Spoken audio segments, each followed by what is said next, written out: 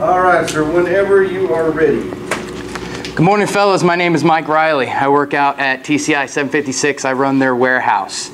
Today I wanted to talk to you guys a little bit about the Bib Mobile system. Has anybody used the Bib Mobile to write up tires before? Couple guys, good. All right, now every warehouse has a Bib Mobile system, and every warehouse guy will tell you, for the most part, salesmen have never seen it, have never used it, even though it is the life's blood of every customer's retread program. It has all the information in it. It tells the retread shop what we're doing, how we're doing it, and how long we should take to get it done. Now, there are several steps when you use the Bib Mobile. So my goal today is not to get you guys to be experts. My goal today is to just walk you through the process one time, so that if you ever do find yourself with that Bib Mobile in your hand, you've at least seen these screens and you have kind of an idea of where to go and what to do. I don't have Bib Mobiles to hand out to everybody, so I've got these screenshots. Hopefully we can kind of simulate what's going on. We're going to take it one screen at a time. Each screen has a title at the top. The first page is the main menu page, and where we're going to get started is that work orders button. That work order button is where you get going. Joseph, yes. Can you tell me where on the main menu screen is the work order button located? Upper left side. First page. Very first page. Oh, very first page, sorry. The main menu. The very top option. Where the work orders button is located center of the page? Yeah. See where it's there? Click here to begin. That's where we're going to start. That's going to take you to your next page. Sean, what's the title of the next page? It is work order list. That's your work order list. All of your work orders are going to be listed right here, all of your separate customers. Right now there's nothing on this bib. We're starting from scratch. All right? What you want to do to get started is click that new work order button. Stefan, where is the new work order button located on that screen? The lower left-hand side. Lower left-hand side of the screen. We're going to click there to get started. That's going to move us on to our next screen. Ty. Yes, sir. What's the title of our next screen? Your next screen is your work order entry. The work order entry screen, that's where we put in the customer information, also the CRN number. If you have a reference number, I like to put the salesman's name in there if there's no notes to make. That way, there's a little bit of extra organization. It's not necessary, but I like to do it. But what we've got to do here is find our customer.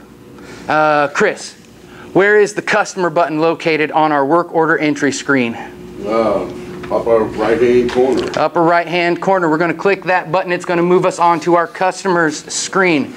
Now, in this customer screen, there's two ways to search for your customer. You can do it alphabetically, which is what I've got shown here. And if you guys flip to the next page, still on the customer screen, you'll see where you can choose numerically. Now, alphabetically is the customer's name. So if you're looking for CR England, you'll click the C. It'll bring up every customer that starts with the letter C.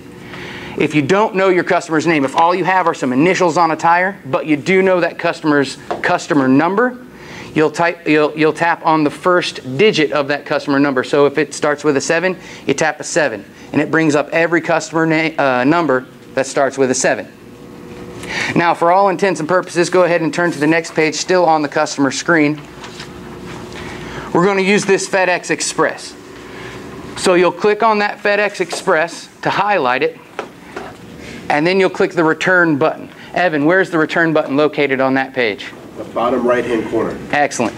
Down at the bottom right-hand corner, you'll click that return button, and that actually brings you back out to the work order entry screen. If you guys want to turn to the next page, we're back out to the screen where we began our search for the customer, and now it's populated that bar with our customer name.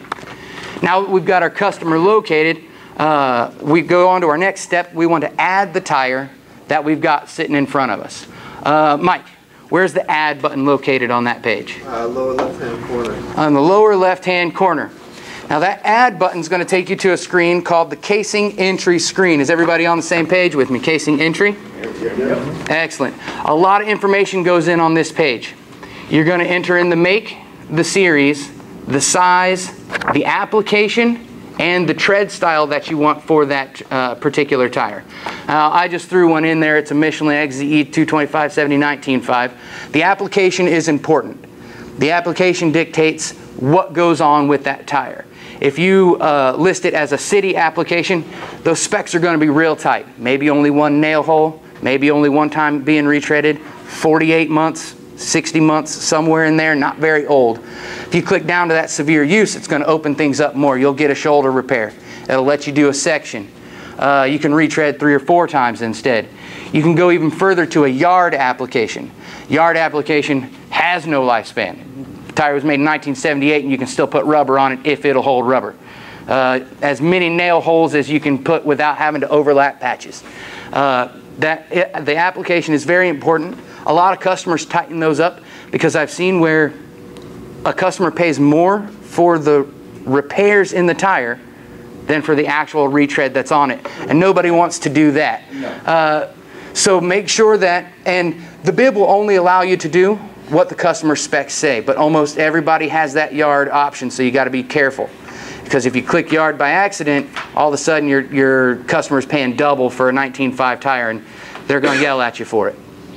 The last is, on that page is the tread style. The bib will also only list tread styles that will fit that size tire. So for a 19.5, the list is pretty short. But for a Low Pro 22, you've got pages and pages to go through to find that tread style. Now once you've made the decisions on all of this, what we're going to do, go ahead and move on to the next page, still on the casing entry screen, but what we're going to do here is click the Add Tag button. Tim, where's the Add Tag button at? Bottom left. On the bottom left-hand corner. Now this page is the tag entry screen. It is the most important screen. This is where I want to stop. If you guys don't remember anything else about how to write up tires, remember this: your tag number is important. The only way that all the information that you're putting into this bib matters is if the tag that's on the tire in front of you matches the tag number that's in that little box. If that number's off even by 1, your whole work order shot. You got to kill it. You got to start from the beginning. It is super important. So, and I'll tell you what, if you go back and you're talking to your warehouse guys and he says, I got to run out back and write up some tires, say to him, watch those tag numbers, and I guarantee you his mouth will drop open because he don't think you know what you're talking about. Yes? Where do the tags come from? The tags come from your retread plant. They come in rolls of 500 and each tag is in triplicate. When you put the tag onto the tire, you want to put one on the front bead, one on the back bead, and one on the crown of the tire. We used to use that extra one that we put on the crown. When we hand wrote up tires, we put that little sticker in the book. But since we don't use the books anymore, we utilize it. And at my cap shop, it's great to have them on the outside because if you've got barrel stacks of tires, you can scan them right there. You don't have to knock down the stacks, roll tires. You can use a forklift to transport them. It's super helpful to have that tag on the crown. Now, once you've made sure that your tag number on your tire matches your tag number in the bib, most important thing you can do, you finish inputting the information from the tire. First, it's going to ask for how many times this tire has been retreaded, the PNTR, number of times it's been retreaded. Now that can be a 0 up to, I've seen 11 on some trash hauler tires. So once you get that in there, the next is the manufacturer's DOT. Everybody's seen the manufacturer's DOT. It also, some customers require for us to record the tread depth, the remaining tread depth that's on that tire. So if it's 2 30-seconds, 5 30-seconds. I know FedEx Express likes to know, are my tires being pulled off too early? Are my tires being pulled off too late? So they track that number. If you have a retread DOT, if it's not a virgin tire, then that bottom box there, the RDOT, will be empty. If it's a virgin tire, it'll be grayed out. You can't put anything in it. A retread DOT, has everybody seen a retread DOT? It differs from a manufacturer's DOT in that it's 7 digits and not 4.